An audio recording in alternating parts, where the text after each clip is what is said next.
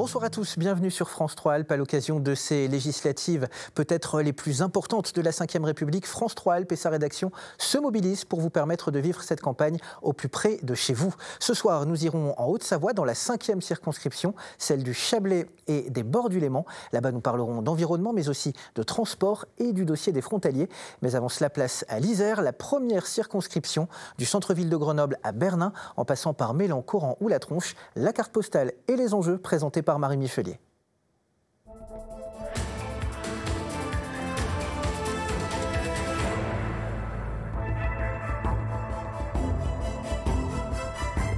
Du centre-ville de Grenoble à Bernin, en passant par La Tronche, Mélan ou Saint-Imier, la première circonscription de l'Isère est la plus urbaine, mais aussi la plus riche du département. Un territoire citadin, plutôt privilégié donc, mais aussi très diversifié politiquement. À Grenoble-la-Rouge, la circonscription associe les communes périphériques, nettement plus favorables à la majorité présidentielle. Le territoire est d'ailleurs le fief d'un poids lourd de la majorité, Olivier Véran, député depuis 2017, après avoir été suppléant. Il y a 2 ans, l'élection avait toutefois été disputée et le sortant ne s'était imposé que de 5000 voix face à la France insoumise. Fait assez original, la première circonscription est une terre de ministres. 3 de ses députés ont obtenu un portefeuille ministériel. Olivier Véran, mais aussi la socialiste Geneviève Fioraso et bien avant eux, le RPR Alain Carignon. Et peut-être que l'un de vous 4 sera bientôt nommé ou renommé ministre. Qui sait? Bonsoir à vous 4, merci d'être à nos côtés. Bonsoir. Bonsoir. Bonsoir. Bonsoir Olivier Véran, vous êtes donc le député sortant en poste depuis 2017. Vous représentez Ensemble Renaissance. Face à vous, Nathalie Béranger, bonsoir. Bonsoir. Vous êtes la candidate des Républicains. Canal historique, c'est comme ça qu'on dit? Indépendant. Indépendant, ok. LR indépendant. Très bien. Face à vous, Alexandre Lacroix, vous êtes Bonsoir. le candidat Les Républicains, Rassemblement National Les Républicains. Le Républicain, soutenu par le Rassemblement National. Très bien. Enfin, Hugo Prévost, vous êtes Bonsoir. membre de la France Insoumise, vous représentez le nouveau Front Populaire. À noter également sur cette première circonscription de l'Isère la candidature de Rémi Adam pour Lutte ouvrière. Mais les règles de l'ARCOM, l'autorité régulatrice des médias étant ce qu'elles sont, nous devons d'appliquer l'équité des temps de parole. Voilà pourquoi ce candidat ne peut pas être avec nous ce soir. Ce soir, nous parlerons justement d'économie, de pouvoir d'achat et de sécurité. Mais avant cela, un petit exercice un peu nouveau que nous allons vous proposer. Vous allez tous les 4 pouvoir poser la question de votre choix à l'adversaire de votre choix. Une question courte pour une réponse courte. Un tirage au sort a été réalisé il y a quelques minutes pour déterminer votre ordre de passage. Et c'est vous, Nathalie Béranger, qui commencez. À qui s'adresse votre question? Merci. Écoutez, je suis la seule femme autour de cette table, donc du coup, c'est très bien que le tirage au sort m'ait mis en premier. J'ai une question à poser à Monsieur Prévost, qui est issu du parti de Jean-Luc Mélenchon. J'aimerais savoir, Monsieur Prévost, ce que vous pensez de des déclarations qu'a fait Jean-Luc Mélenchon ce week-end, et notamment, je vais en citer une, mais je vais le citer pour pas qu'il y ait de mauvaise interprétation. Pour savoir ce que vous en pensez, vous, de cette citation. Alors, je le cite, Jean-Luc Mélenchon, « Ceux qui s'appellent les Français de souche posent un problème sérieux à la cohésion de la société. Moi, je suis une Française de souche.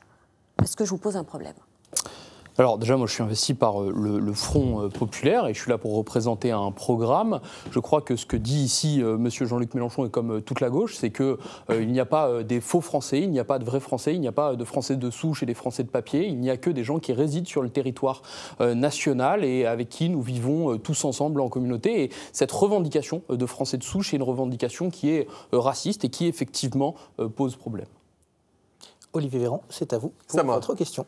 Alors, j'ai posé une question aussi à Hugo Prévost, pardon pour ça. Non, mais je suis là pour répondre à cette question. On ne se connaît pas, on ne se connaît pas, et vous présentez effectivement sous l'étiquette du nouveau Front Populaire, mais avec l'investiture de la France Insoumise de Jean-Luc Mélenchon, ça veut dire que vous prenez la justice sociale, la justice fiscale, la hausse des salaires, je ne dis pas d'injure en disant ça, et vous avez tout à fait le droit d'avoir ces convictions, et à bien des égards, je le porte aussi cela, mais de manière différente.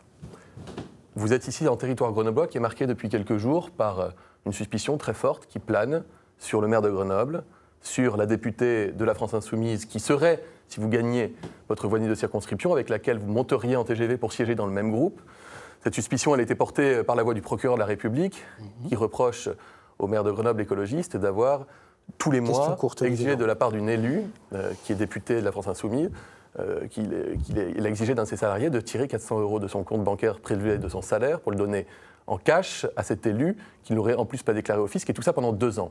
Évidemment, le procureur est saisi, ça veut dire que la justice n'a pas tranché, mais les faits semblent quand même suffisamment étayés pour qu'on puisse se poser des questions. Votre le Parti question, socialiste Olivier Véran. se désolidarise de la candidature d'Élisa Martin. Est-ce que vous acceptez le soutien d'Éric Piolle et d'Élisa Martin dans cette campagne? Est-ce que vous les siégez dans le même groupe qu'Élisa Martin si vous êtes élu? Ou est-ce que les convictions que vous portez sont plus fortes que l'enjeu électoral? Alors, pour l'instant, il me semble qu'il n'y a personne qui a été condamné, donc je suis très heureux que la justice... C'est seulement de la justice, effectivement. Exactement. On va laisser répondre. Donc c'est pour ça que je suis très content que la justice fasse son travail. Elle va nous éclairer sur cette histoire. Moi, je suis sûr que ça dissipera tout doute. Ensuite, sur la question, je me souviens plus, puisque ça a été un peu long, sur la fin de la question, sur avec qui je siégerai et autres. Ah oui, sur les soutiens. Écoutez, moi, j'accepte l'ensemble des soutiens du Front populaire, de François Hollande jusqu'à Philippe Poutou, et j'en suis très content. Et donc d'Éric Piolle et d'Élisa Martin aussi? De François Hollande jusqu'à Philippe Poutou. Hugo Prévost, c'est justement à vous de poser cette question. À qui vous sautez? Eh bien, à moi de vous rendre l'appareil, monsieur Véran. Écoutez, j'ai récemment lu que vous étiez social-démocrate. Donc, en tant que social-démocrate, pourquoi n'avez-vous pas démissionné après le vote de la loi Asile-Immigration du gouvernement, comme d'autres de vos collègues? Eh bien, comme social-démocrate, j'ai d'abord voté la loi Immigration sous François Hollande, que vous venez de citer comme étant un soutien du nouveau Front populaire. Une loi à laquelle j'avais mis d'ailleurs quelques petits coups de griffe, puisque j'avais été l'auteur d'un amendement qui permettait de supprimer le délit de solidarité, ce qui à l'époque avait posé un certain nombre de questions. C'était avec Gérard Collomb, ancien socialiste, et puis on avait voté une autre loi sous François Hollande sur l'immigration, et j'en ai effectivement, quand j'étais au gouvernement, le Parlement a été saisi d'une loi qui vise au fond à mieux contrôler l'immigration et à accueillir avec humanité, humanisme, ceux qui ont vocation à rester. Et j'ai eu l'occasion de déplorer en Conseil des ministres et en sortie de Conseil des ministres, le fait que le débat autour de cette loi avait cristallisé l'idée selon laquelle étranger égalerait danger. Ça n'a jamais été ma conception.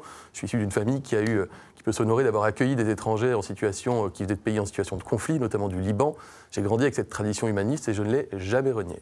Voilà pour cette réponse. Alexandre Lacroix, à vous de poser votre question. Ça va être d'une grande... Hugo Prévost, j'imagine encore? Oui, d'une très grande originalité.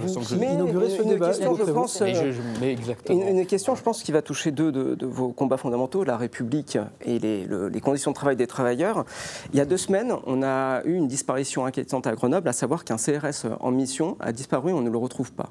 Il a laissé une lettre qui laisse à penser qu'il se serait suicidé.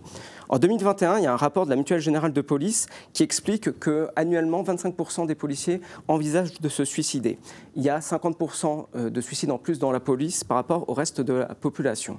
Vous n'êtes pas sans savoir que la semaine dernière, lors d'une manifestation, il y a eu des affiches affichées qui expliquaient par un menu qu'un flic qui meurt est un électeur RN en moins. Question courte, s'il vous plaît. La question, elle arrive. Vous, en tant que défenseur de la République et des travailleurs, nous avons ici affaire à des travailleurs de la République qui sont à l'avant-garde de la République. Est-ce que vous leur apportez votre soutien le plus ferme? Et est-ce que vous condamnez toutes les exactions des milices d'extrême gauche qui s'attaquent à eux, leur met un énorme coup de stress? 40% des policiers sont en situation d'état de détresse psychique. Est-ce que vous les soutenez?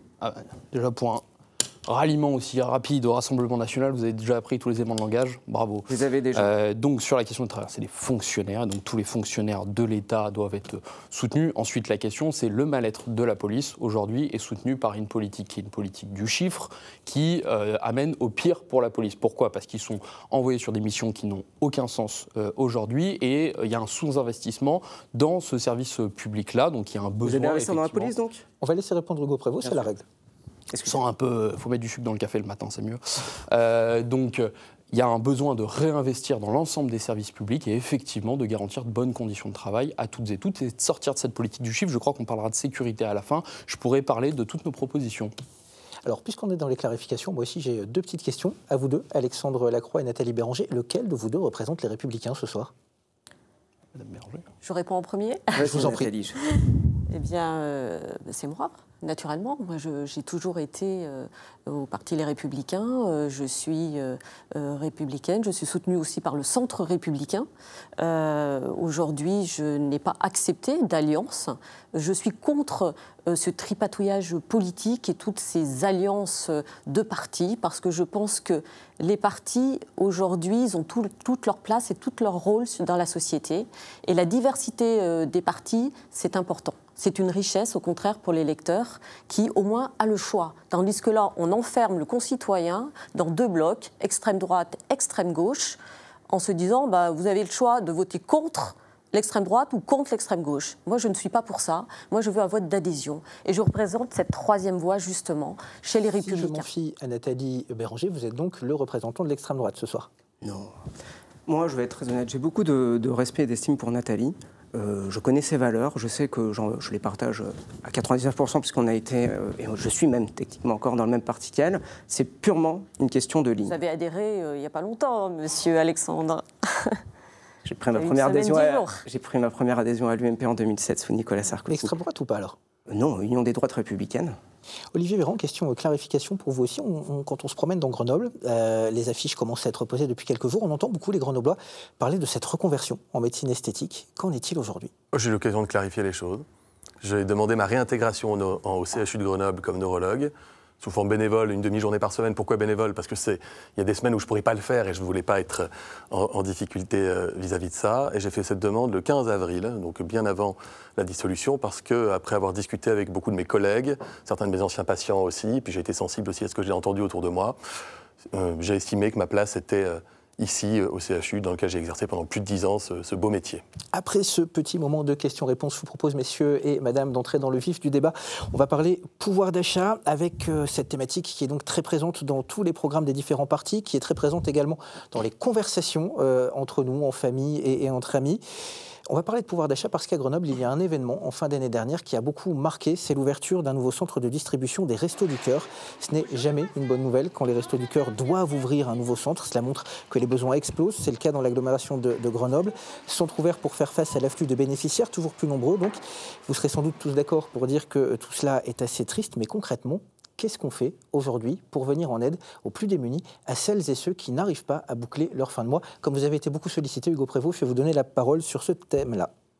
Oui, déjà, moi, c'est une thématique dans laquelle je suis extrêmement sensible. J'ai moi-même fondé une association, Génération Précarité, qui était une association qui, durant le Covid, distribuait à manger à peu près à 500 étudiants par mois. Donc, on s'est organisé en fonction.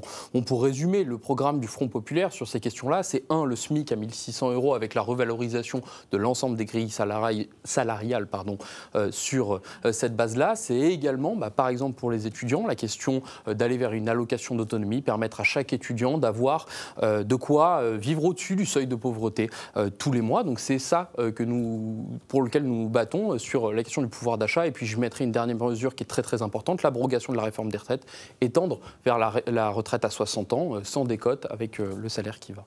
Olivier Véran, comment on aide ces plus démunis? Moi, je crois que la première solidarité, c'est l'emploi. J'ai été ministre des Solidarités pendant toute la crise Covid. J'ai eu l'occasion, à l'époque, sur l'argent des Français, d'ailleurs, les impôts des Français, d'augmenter de façon sensible, parce qu'il le fallait, tous les crédits alloués aux différentes associations locales et nationales.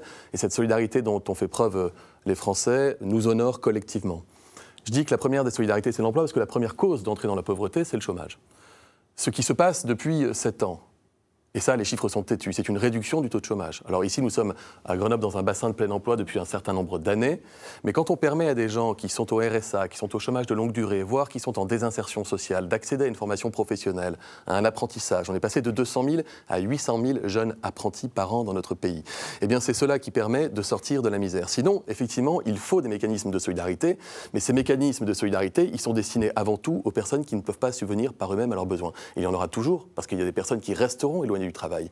Et donc nous avons augmenté ces mécanismes, notamment le minimum vieillesse, par exemple, pour les personnes qui n'avaient pas de retraite et qui sont maintenant désormais au moins à 1 000 €. Un seul constat, c'est que si la pauvreté a explosé partout pendant la crise Covid en Europe, elle a été multipliée par plus de 2,5 par exemple en Allemagne. Les stats de l'INSEE, qui ne sont pas des stats du gouvernement, montrent qu'elle a été contenue. Ça ne veut pas dire qu'elle a été écrasée, hélas. Et il y a de la pauvreté et nous devons agir davantage contre cette pauvreté. Mais je le redis, rien ne serait pire qu'une hausse du chômage avec une économie qui se casserait la figure parce qu'il y aurait une instabilité politique, parce que là, l'impact sur la pauvreté, il serait massif. Alexandre Lacroix, même question. Avec une question bonus, Hugo Prévost parlait de la retraite. On a l'impression qu'il y a un rétropédalage au sein de l'Assemblée nationale. Déjà, je suis d'accord avec M. Véran quand il parle que le premier moteur pour avoir un recul de la précarité, c'est le recul du chômage. Et par contre, je ne suis pas après les solutions qui ont été mises en œuvre sous les gouvernements qu'il a soutenus, à savoir depuis 2012, puisque les différentes mesures qui ont été prises ont quand même surendetté, et j'utilise bien le terme surendetté, notre pays. Donc les politiques que vous avez mises, certes, statistiquement, fait reculer le chômage, mais à un prix extrêmement exorbitant, et on va en payer très, très, très lourdement le prix dans les années à venir. Sur les retraites, je vous le dis clairement, donc moi je suis un LR. J'ai été Vous avez appartenu également au parti d'Éric Zemmour, Reconquête. Tout à fait, et j'ai aussi appartenu au parti de David Lisnard, Nouvelle Énergie, et je suis moi clairement pour la retraite par capitalisation. Vous avez cotisé aux 4 ? Oui. Ça finit par coûter cher, non ? Vous savez. Quand on aime, on ne compte pas. Pour revenir à vos questions, clairement sur ce sujet, je suis pour donc la retraite par capitalisation. Ce n'est pas dans le programme commun que nous sommes en train d'élaborer. Clairement, je ferai partie, si jamais je suis élu, des gens qui vont pousser en ce sens, parce que sinon notre retraite n'est juste pas viable. Le corps a sorti un rapport il y a seulement 10 jours qui explique que la réforme qui a été passée l'année dernière est déjà caduque. Il n'explique pas explicitement, mais implicitement, il suffit de lire pour comprendre. Donc, nous avons divisé le pays l'année dernière pour une réforme qui, finalement, ne porte pas ses fruits. On a un surendettement. On a certes un taux de chômage relativement bas, mais qui va très vite remonter à la hausse. On a une inflation qui repart. Donc, vous pouvez rigoler sur le fait que j'ai peut-être adhéré à différents partis. Mais en attendant, j'ai une ligne très claire. C'est en effet... à d'autres types de partis, peut-être, mais là, non. Ça vous fait pas rire. De Zemmour à Le Pen, non, ça ne me fera jamais rire. Je combats. Okay. Bah oui, je combats les. Oui, avec votre mouvement social-démocratie et chirurgie esthétique, c'est ça. Je les combats avec toute la force de mes convictions. Je suis allé dans toutes vos communes RN en France l'année dernière pour constater ce qui est fait dans les villes RN. Est-ce que le RN a reculé ? Les librairies municipales convitent des livres sur l'égalité des sexes. C'est l'association Secours Populaire à qui on coupe l'électricité en plein hiver pour qu'elle parte. Ce sont les troupes de théâtre, les chorales à qui on demande de quitter la ville parce qu'elles sont politiquement engagées. Je ne veux pas ça à la tête de mon pays. En train d'exploser, donc il faudrait peut-être avoir un peu de modestie. Mais je ne crois pas être immodeste.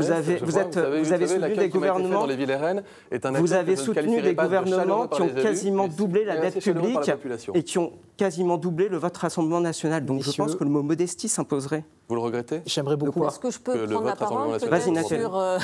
J'aimerais beaucoup effectivement qu'on entende Nathalie Béranger. Sur le pouvoir d'achat, sur le coup, Comment on aide les plus démunis, Nathalie Béranger, concrètement ? Écoutez, moi, je vais peut-être vous surprendre, mais je trouve qu'il faut revaloriser le SMIC et le minimum vieillesse. Oui, tout à fait. Je trouve qu'une personne qui se lève 5 fois par semaine pour aller travailler et qui touche 1 300 €, c'est trop peu. C'est trop peu parce qu'aujourd'hui, la personne qui a un loyer, parce que celui qui paye des factures énergétiques, qui aujourd'hui, on le sait, il y a une augmentation considérable. Sur les denrées alimentaires, c'est la même chose. 1 300 €, c'est trop peu par rapport à celui ou celle qui touche les minima sociaux. Donc, effectivement, je suis pour l'augmentation du SMIC. Alors, je ne suis pas 1 600 €, je ne sais pas, parce que je sais que l'État n'a pas de planche à billets non plus. Donc, c'est facile de dire 1 600 €. Moi, je pourrais dire 1 800, pourquoi pas, mais non. Je pense qu'il y a quand même des calculs à faire. C'est les entreprises. D'accord, mais quand même, il y a c'est quand même l'État qui fixe le SMIC. C'est pas une question de planche à billets. Et puis le minimum vieillesse aussi, parce que j'ai rencontré récemment une petite mamie, vous savez, des personnes comme ça, elle note tout sur son carnet, tout ce qu'elle achète tous les jours. Et elle est venue me voir, elle me dit, comment voulez-vous que je m'en sorte ? Eh bien non, elle ne peut pas s'en sortir, effectivement. Alors, la contrepartie, alors je sais on va me dire, c'est pas la même caisse, c'est pas ci, c'est pas là. Mais quelque part, aujourd'hui, il y a du travail en France. Et on ne trouve personne en face de certains postes. Et moi, j'ai envie de dire qu'à un moment donné, quand au bout de 3 fois qu'on nous propose un travail et qu'on le refuse, il faut peut-être diminuer les allocations chômage. Je pense que ça c'est un débat qui s'annonce intéressant avec des je voulais quand même c'est quand même un débat qui a été tranché au Parlement. Finir quand même sur les propositions. Moi, je suis pour la baisse de la fiscalité sur l'énergie et le carburant, parce que je pense qu'à un moment donné, l'État, il doit être régulateur. Il doit être interventionniste, comme le pensait d'ailleurs le général de Gaulle à son époque. C'est devenu assez rare chez les Républicains. Une candidate, les Républicains qui propose la hausse du SMIC et la régulation de l'État, c'est rare. Un candidat de la droite radicale qui propose la retraite par capitalisation, c'est rare aussi. Hugo Prévost, la question qui se pose, en fait, quelles que soient les propositions, et c'est une question qui se posera à chacun d'entre vous, c'est comment on finance, dans un contexte effectivement d'explosion de la dette, comment on finance ces mesures sociales ?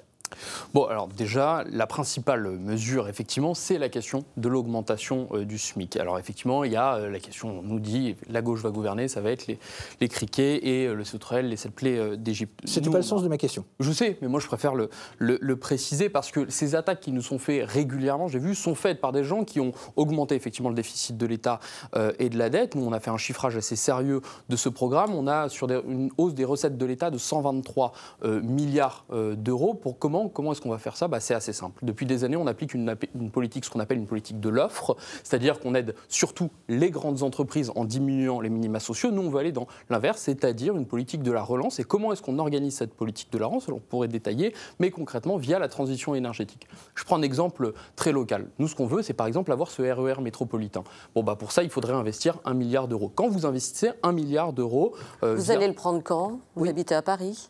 De quoi ? Le RER métropolitain, vous allez le prendre quand ? Ah bon ? D'accord. Okay. Donc, vous étiez plutôt de Paris, on ne s'est jamais croisés, mais...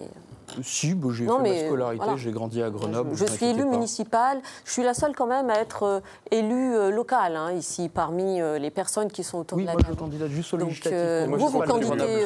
Voilà qui éclaircit les choses. Je pense qu'effectivement, il faut cette transition énergétique. On fait ce RER métropolitain. Quand vous investissez comme ça, vous avez on remplit les carnets de commandes des boîtes qui vont construire ça, et vous faites de l'emploi, ce qu'on appelle industriel. Et quand vous créez de l'emploi industriel, vous créez un emploi industriel, ça crée 3 emplois dans les services. C'est via cette politique de relance, en augmentant les salaires, ça tombe bien avec ces salaires qui ont augmenté, et vu qu'on fera les prix planchers pour les agriculteurs, les ouvriers et les ouvrières pourront mieux manger, accéder à de meilleure nourriture, avoir des agriculteurs qui seront mieux payés, et on rentre dans un cercle vertueux. Mais l'État et les entreprises sont déjà surendettées. Donc quand vous dites une politique de relance, vous avez pas toutes les entreprises. Beaucoup. Il y a aussi des très gros profits dans les très grosses entreprises. Comment est-ce qu'on va financer ? Effectivement, cette politique de la relance coûte environ 200 milliards. Alors on peut, par exemple, augmenter les impôts. Alors, vous dites... On est déjà à 50% on va les augmenter pour les plus riches. On va faire 14 tranches d'impôts. 14 tranches d'impôts, qu'est-ce que ça veut dire ? Ça veut dire que toutes les personnes qui gagnent moins de 4 000 euros par mois dans notre pays vont payer moins d'impôts. Ceux qui gagnent plus de 4 000 euros par mois vont payer plus d'impôts. Non, ils ne vont pas payer plus d'impôts, ils vont partir. Et ceux qui vont... Mais on fera l'impôt universel, on ira les chercher là où ils sont. Ils vont partir en Suisse, aux États-Unis, et vous allez expliquer aux Suisses. Est-ce qu'on peut laisser peut-être Hugo Prévost mettez le système fiscal américain et je vous laisse avoir la répression fiscale américaine. Comme les États-Unis, on met la fiscalité américaine, et ceux qui gagneront plus de 20 000 euros par mois payeront très cher. Voici un système de justice sociale qui permettra de relancer l'économie. Pardon, on oublie quelques données quand on parle de SMIC, me semble-t-il. D'abord, il y a la prime d'activité, qui fait qu'en fait, quelqu'un qui est aujourd'hui à 1 400 euros au SMIC, pour des millions de Français, est à plus que cela, parce qu'il y a la prime d'activité, que nous l'avons augmentée. Et donc, en réalité, ce n'est pas 1 400, et c'est même souvent plus de 1 600 euros qui sont perçus, donc au-dessus du niveau du SMIC dont vous parlez. Tout le monde ne perçoit pas non plus cette prime d'activité. C'est quand même pas 1 600 euros par mois. Et elle n'est pas compensée dans la revalorisation générale des salaires. Plusieurs millions de Français l'aperçoivent. Nous l'avons augmenté, c'est un mécanisme qui est plébiscité, et vous l'avez voté. En tout cas, votre groupe l'a voté, il a eu raison de le faire. Nous, non. Deuxièmement, il y a ce qu'on appelle la prime Macron, dont on a augmenté, on a annoncé, que le Premier ministre a annoncé qu'il allait l'augmenter à 10 000 euros par an, ce qui permet aussi d'augmenter un certain nombre de salaires. Pourquoi est-ce qu'on a fait ce mécanisme, Hugo Prévost ? Parce que si on décrète demain qu'on met le SMIC à 1 600 euros, vous et moi, on va aller voir le boulanger de Bernin, par exemple, ou de Saint-Nazaire-les-Ems, puis on va lui expliquer que les salariés qui payent et les apprentis qu'il a dans sa boutique, en fait, il va devoir les augmenter à partir de son chiffre d'affaires, non pas de 200 ou 300 euros, mais avec les cotisations patronales, ça va lui coûter 500, 600 euros de plus. Il va vous regarder, il va vous dire, je fais comment ? Parce que même moi, je ne suis pas sûr de me payer 1 600 euros. Ça veut dire qu'il aura 2 options, ou il licencie, et donc on a du chômage, ou il augmente le prix de la baguette de pain, et là vous aurez toute la population. On diminue les charges patronales. C'est la première fois que vous vous occupez des TPE et PME. Parce que sur les 200 milliards d'aides aux entreprises que vous avez données... Si vous voulez, on va aller regarder ensemble le nombre d'entreprises que j'ai accompagnées. Olivier Véran, s'il vous plaît, on va laisser Hugo vous répondre. Je vous redonne la parole juste après, on laisse répondre. S'il doit y avoir des aides aux entreprises, elles doivent être dirigées vers les petits commerçants, les TPE, les PME, qui sont la majorité de la structure de l'emploi en France, et certainement pas vers les grands groupes. Donc c'est le collectivisme. Comment ça marche ? Mais certainement pas. La question, c'est que sur les 200 milliards d'aides que vous avez données aux entreprises sur tout le quinquennat, chaque année, vous les dirigez vers les grands groupes qui n'en ont pas besoin. Et là, maintenant, vous me parlez des TPE et des PME dont vous vous occupez jamais ? Je vous redis, Hugo Prévost, je vous parle de votre programme, pas du mien. Je vous explique que vous êtes en train d'expliquer à tous les petits chefs d'entreprise, à tous les artisans, à tous les commerçants... Non, j'explique aux petits chefs d'entreprise que je vais remplir leur carnet de commande. Je vous ai écouté, sans parler. Moi aussi. Vous êtes en train de leur expliquer qu'ils vont devoir augmenter, encore une fois, sortir de leur trésorerie, qui est très faible quand elle n'est pas déficitaire certains mois, plusieurs centaines d'euros pour augmenter le salaire de leurs salariés. Je vous dis que ça ne fonctionne pas, ou alors il y aura une hausse des prix qui sera massive. C'est dans tous les pays du monde qui ont appliqué ça, ça existe. Donc il faut qu'on trouve d'autres systèmes. Là où moi je suis ouvert pour discuter, c'est que moi je considère qu'il y a un problème de répartition de l'effort entre les dividendes, le capital et les salaires. Là, je suis prêt à y aller. C'est pour ça que vous avez empêché la flat tax. C'est-à-dire que je considère que les dividendes versés par le groupe Total à ses actionnaires à un moment où l'essence coûte très cher à la pompe, ça écœure les Français, ça participe à la montée de l'extrême droite et un peu à la montée de l'extrême gauche. Donc vous êtes quand même pour l'augmentation des impôts je considère que sur les dividendes. Je considère, en tout cas moi je me dis non seulement ouvert, mais très motivé, si je suis réélu parlementaire, pour chercher une majorité au Parlement, pour travailler cette répartition de l'effort entre les dividendes et les salaires. C'est pour ça que les millionnaires ont explosé, c'est pour ça que vous avez supprimé l'ISF, et c'est pour ça... Vous me parlez tous les deux en même temps, je n'y arriverai pas. C'est pour ça que les millionnaires ont explosé durant le dernier quinquennat, c'est pour ça que vous avez supprimé l'ISF. Toute la planète à la faveur, ou plutôt à la défaveur de la crise Covid, et je vous dis que s'il y a de l'argent, il faut que nous le récupérions, et je suis ouvert... Je crois que le message est passé, Olivier Véran. Vous devriez vous satisfaire d'avoir des parlementaires qui non, je ne me satisfais pas de parlementaires qui disent A le premier jour et B le second jour. Parce que c'est pas assez. Le message est passé. Messieurs, Alexandre Lacroix, vous souhaitiez réagir? Non, déjà, ma curiosité est piquée, puisque vous semblez vouloir baisser les charges sociales sur les petites entreprises et les petits artisans. Non, j'ai dit que s'il y avait des aides, par exemple, on peut mettre des aides à l'énergie. Les charges sociales, vous les baissez sur les artisans et les petites entreprises? C'est pas des charges sociales, ce sont des cotisations. C'est-à-dire que c'est du salaire. Vous ouvrez un plan comptable général, c'est des comptes classe 6, c'est des charges. Non, alors, c'est dans le plan comptable général. Vous baissez les charges sociales sur les artisans et les petits. On ne baisse pas les charges parce que ce sont des cotisations et qu'il faut les payer. Par contre, les aides. Oui, mais s'ils n'embauchent pas, ils ne les payent pas en fait. Et la personne reste au chômage. On est en train un peu de s'enliser dans ce débat entre charges et cotisations. On va passer un petit peu à autre chose si vous le voulez bien. Quand on parle de pouvoir d'achat, il y a un élément qui compte énormément, c'est le prix des loyers. Grenoble est une ville qui compte plus de locataires que de propriétaires. C'est un cas assez rare en France. C'est une ville où les loyers sont assez chers également. Faut-il encadrer ces loyers?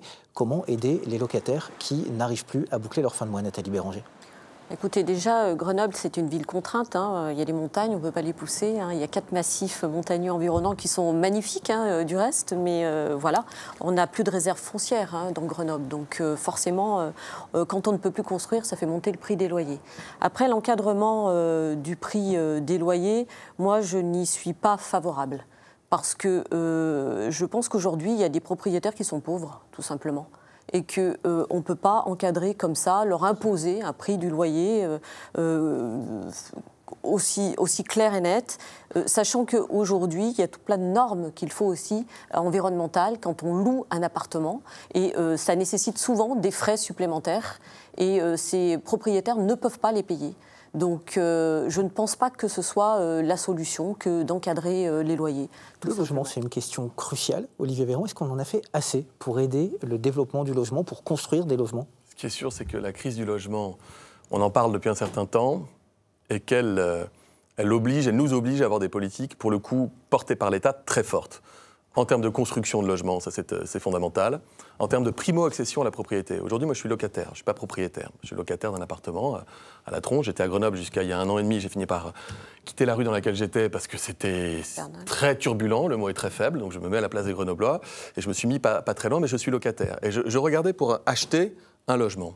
Le coût des logements sur Grenoble, sur la région, sur la circonscription, est extrêmement élevé et ne fait qu'augmenter. Donc, ça veut dire qu'il faut qu'on fasse un coup de pouce. Ce que nous proposons, nous, c'est pour une primo-accession à la propriété, eh bien, en dessous de 250 000 € de biens, il n'y aurait pas de frais de notaire, parce que ça fait déjà un certain nombre de milliers d'euros en moins à payer. Ensuite, il faut pousser les feux de la construction. Enfin, il y a une époque, je le dis aussi pour Grenoble, il y a une époque où il y avait un maire socialiste, Michel Destaut, qui construisait, qui faisait de la rénovation urbaine, qui permettait de casser aussi des tours qui enfermaient les gens dans leur quartier et qui n'étaient pas un marqueur d'épanouissement social. Beaucoup de ces grands programmes n'ont pas été repris par le maire écologiste derrière, il l'avait d'ailleurs assumé à l'époque. Moi, je suis plutôt d'avis de pouvoir construire, mais construire intelligemment. Ce qui a été fait à l'époque à Tesser, par exemple, avec des R+1, R+2, donc des petits immeubles, avec de l'espace permettant aux gens de vivre davantage ensemble, ça, ce sont des choses qui sont positives. Et aussi, on a un enjeu dans le Grésivaudan cette fois-ci qui est très particulier. On ne fait pas de la quantité quand on fait ça, parce qu'il y a très peu de réserves. Enfin, on fait déjà. Avec une réserve foncière, non, mais déjà, on fait. On ne fait pas la ville à la verticale,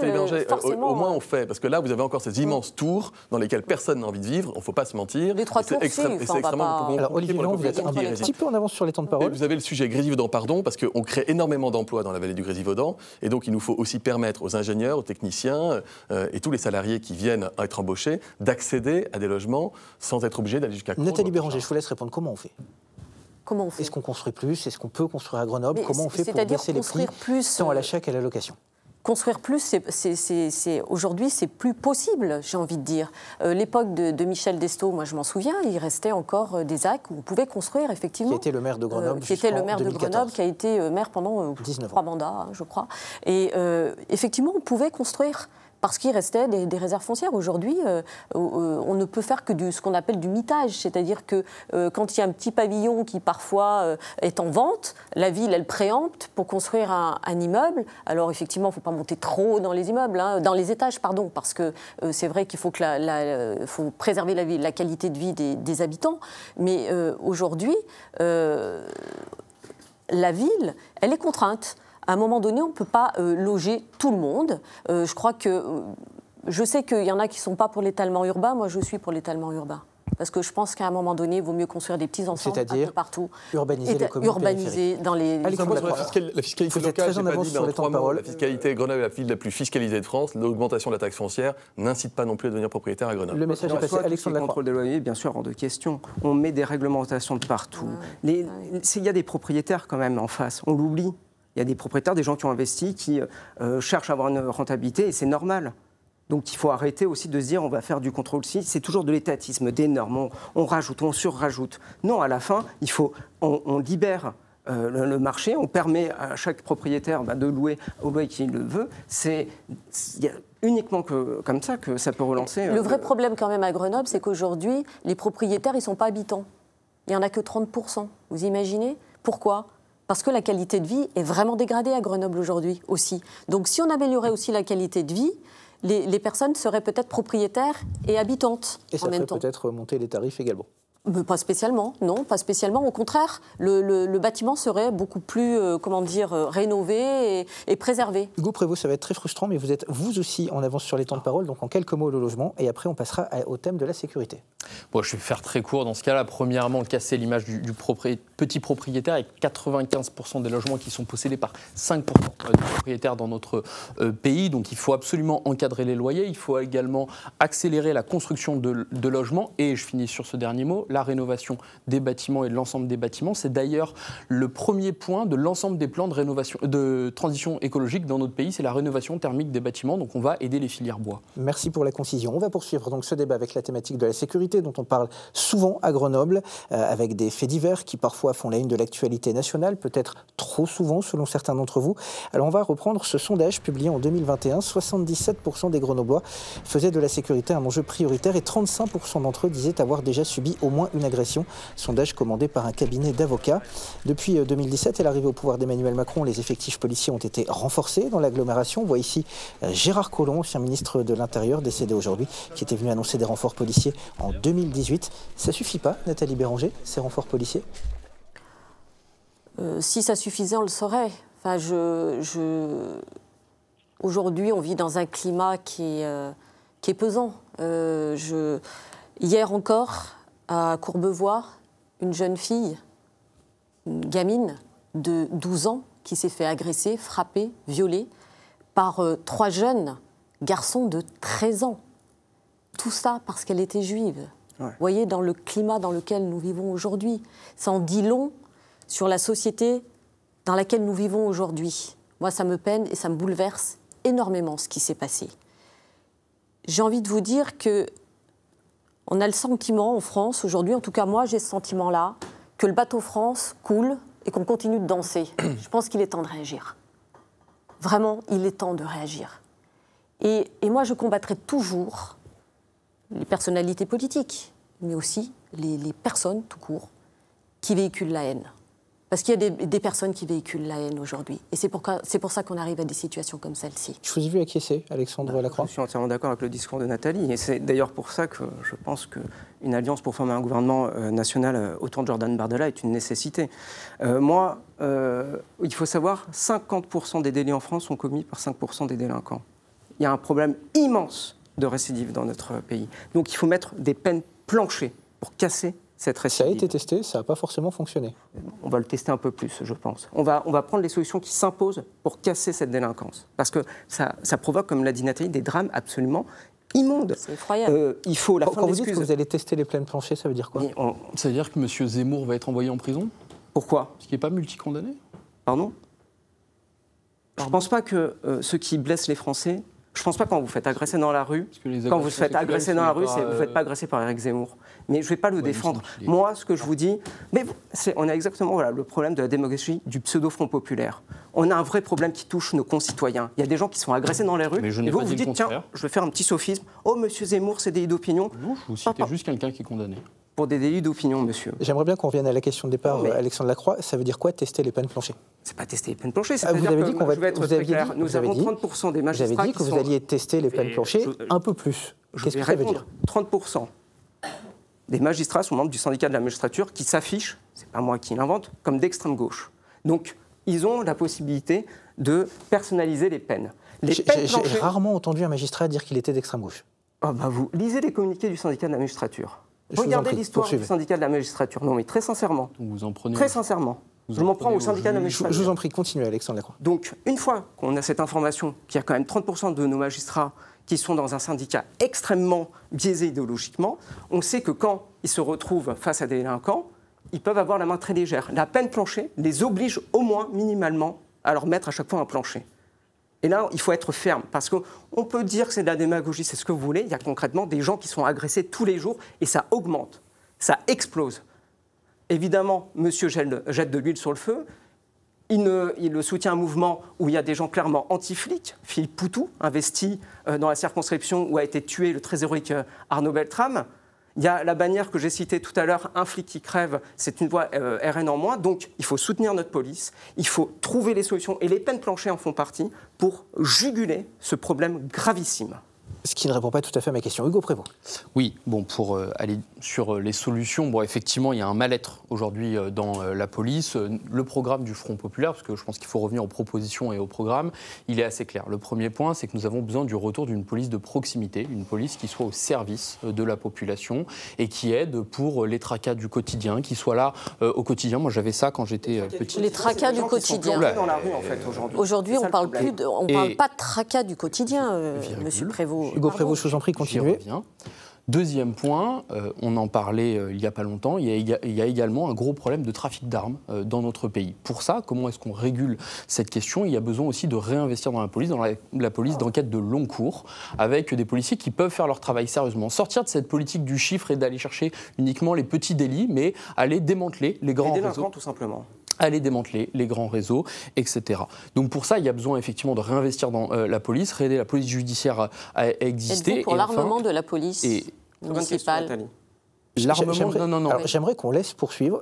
Ce débat est important, vous le dites tous les deux. Personne ne vous a coupé, on va laisser poursuivre et après on répondra. Donc moi ce que je dis, il faut ce premier point-là, réinvestir dans la police d'enquête et également permettre un réinvestissement massif au niveau de la justice, c'est-à-dire avoir plus de personnel dans la magistrature et chez les greffiers comme nous le demandent les différents syndicats. Ceci étant dit, la police municipale doit-elle être armée ? Personnellement, je ne suis pas pour. Il y a une police nationale, il y a d'autres effectifs pour gérer ce genre de mission. Olivier Véran, la sécurité. Ce qui est insupportable pour les gens, c'est de plusieurs natures. D'abord, quand vous habitez dans une grande ville, vous avez peur de laisser sortir votre ado le soir tard, parce que vous avez peur qu'il se fasse planter ou qu'il se fasse agresser dans les transports en commun, et surtout quand c'est une jeune femme. Et ça, c'est une réalité, et si vous demandez aux Grenoblois, quelle que soit leur opinion politique, ils ressentent cela dans leur chair aujourd'hui. Ils le ressentent parce qu'ils peuvent le vivre, l'avoir vécu, ou avoir dans leur entourage des gens qui l'ont vécu. Et ensuite, quand je vais à la rencontre des habitants, d'autres personnes considèrent que le problème viendrait de la justice. Prenons par exemple cet incendie volontaire à Montbonneau qui a fait déloger 17 familles, qui a dû faire fermer plein de commerces avec 2 jeunes, très jeunes, trop jeunes, qui sont auteurs de feu de cet incendie et qui ont été relâchés par le juge des libertés. Tout ça donne le sentiment à la population que la maison n'est pas gardée et que la justice ne fonctionnerait pas. À ça, je réponds 2 choses. D'abord, l'objectif de moyens. Nous avons augmenté déjà sensiblement les moyens depuis 2017 dans l'agglomération grenobloise, avec des dizaines d'effectifs de police supplémentaires. Quand j'ai commencé en 2012 comme député, je crois qu'il y avait une voiture de la BAC en nuit profonde à Grenoble. Aujourd'hui, il y en a 4 à 5. Sans doute que ça ne suffit pas, mais c'est des moyens en plus. 4 brigades de gendarmerie qui ont ouvert en Isère. Et ensuite, la réforme de la justice des mineurs, qui est un sujet éminemment compliqué. Parce que moi, j'ai un enfant qui va avoir 14 ans, et quand on me pose la question de savoir si un gamin de 14 ans, sa place est en prison quand il a fait une faute très grave, j'ai envie de vous dire que c'est un gamin de 14 ans. Mais l'évolution de la délinquance à évoluer et nous oblige à nous réinterroger. Ça veut dire que c'est un débat parlementaire fondamental, auquel moi j'ai très envie de participer, parce qu'il met beaucoup de choses en tension. Quand on parle de sécurité, donc, cet objectif de sécurité, encore une fois, il faut l'aborder avec clairvoyance. Il y a cet objectif de moyens. Il faut sortir des idées reçues d'un côté, mais en même temps ouvrir les yeux sur ce que vivent les gens. Depuis 12 ans, il n'y a pas j'ai tourné suffisamment avec la BAC de Grenoble pour savoir en fait que les effectifs n'ont rien à voir aujourd'hui à ce qu'ils étaient il y a 7 ans. S'il vous plaît, quand on parle de sécurité à Grenoble, on parle aussi très souvent de trafic de drogue. Alors la question va être très courte, même si elle mériterait à elle seule un débat tout entier. Faut-il légaliser le trafic de cannabis pour juguler la délinquance, Nathalie Béranger? Non. Non, c'est trop dangereux que de légaliser le cannabis. Moi, je suis persuadée. Alexandre Lacroix. Les gens refusent de rentrer dans ce débat parce que si vous légalisez le cannabis, vous allez détruire l'espèce de consensus social qui a été créé dans les quartiers à cause de cet argent. Donc, en fait, je vais vous dire, je pourrais répondre oui ou non, ça ne changerait pas parce qu'il y a une telle peur de détruire un écosystème qui s'est développé et cet écosystème s'est développé notamment parce qu'il y a des gens de 12 ans qui ont suivi le gouvernement qui ont... Hugo Prévost, oui ou non? Réponse courte.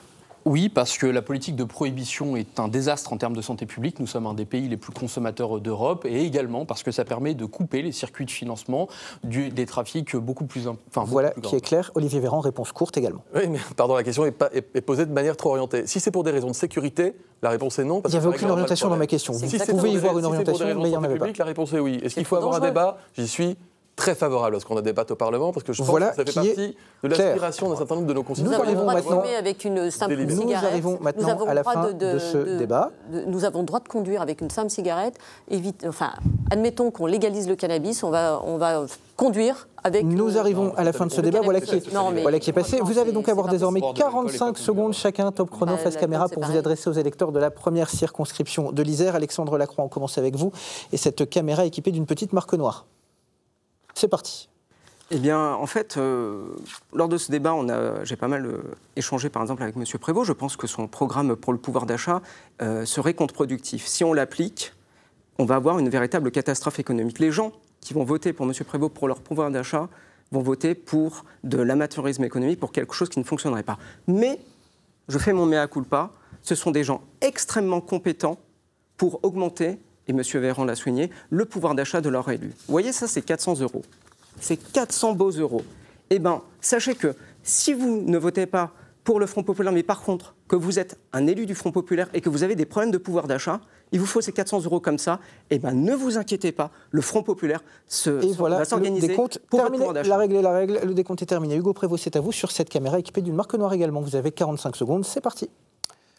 Les droites néolibérales, partout dans le monde, ont ouvert aux portes du pouvoir l'extrême droite. Je pense à l'Italie de Meloni, je pense à l'Amérique de Trump, je pense à l'Argentine de Milei. Ce risque se pose aujourd'hui aussi en France avec cette dissolution voulue par Emmanuel Macron. Alors même que la dernière fois que l'extrême droite a gouverné dans notre pays, c'était sous la botte de l'occupant nazi. Face à cela, une lueur d'espoir née, c'est celle du Front populaire autour d'un programme commun de rupture. Ainsi, chacun est face à un choix. Le Front national ou le Front populaire. Je vous invite donc toutes et tous à voter massivement pour le Front populaire, pour la République jusqu'au bout, celle des services publics, celle des droits de l'homme et celle de la paix, le 30 juin prochain. Merci Hugo Prévost. Olivier Véran, c'est à vous sur la même caméra là-bas. Comme beaucoup d'entre vous, j'ai été plus que surpris par l'annonce de la dissolution et je partage l'inquiétude et la colère d'un grand nombre d'entre vous que je rencontre au quotidien dans cette belle circonscription de l'Isère. Ce que je veux vous dire, c'est que mon réengagement à vos côtés, il vise à tirer quelque chose de cette dissolution, de cette épreuve politique que nous vivons aujourd'hui. J'entends votre besoin d'être davantage considéré, j'entends que vous souhaitez qu'on vous parle davantage de votre avenir, que vous voulez peut-être un rééquilibrage de certaines politiques publiques. Vous me connaissez bien, je suis élu quasiment depuis 2012 dans cette circonscription. J'ai combattu la crise Covid à vos côtés. Ministre de la Santé, j'ai porté aussi des avancées sociales, sociétales pour les habitantes et je me battrai à vos côtés pour les entreprises, les associations, les habitants, les élus locaux, si vous me faites confiance. Et voilà, ces 45 secondes terminées. C'est à vous, Nathalie Béranger. La caméra est devant vous. Écoutez, moi je suis la seule candidate qui n'a pas renié son étiquette politique. Je suis Les Républicains et je reste droite dans mes bottes, droite dans mes valeurs. Je pense que c'est important à un moment donné où je trouve qu'aujourd'hui le personnel politique tripatouille sans arrêt avec les alliances des partis pour pouvoir attraper des postes, aller à la gamelle. Donc moi je ne fais pas partie en tout cas de cela. Moi je suis une élue du territoire, je suis conseillère municipale, maintenant conseillère régionale, donc je rencontre les gens au quotidien et ma détermination reste intacte pour aider les concitoyens justement dans leur vie au quotidien. Voilà, donc je le redis. Et le chrono est terminé. Merci à vous quatre d'avoir participé à ce débat. Je rappelle également la candidature de Rémi Adam pour Lutte ouvrière. Tout de suite, on va prendre la direction de la Haute-Savoie. Regardez.